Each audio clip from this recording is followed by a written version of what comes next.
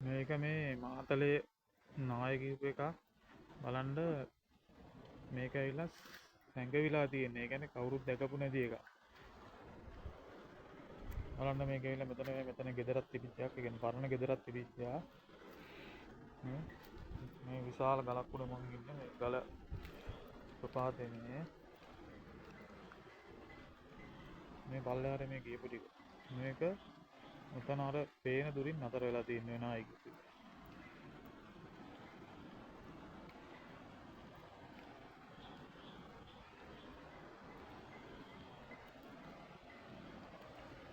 පල්ලෙන් පේන්නේ අඹංගඟ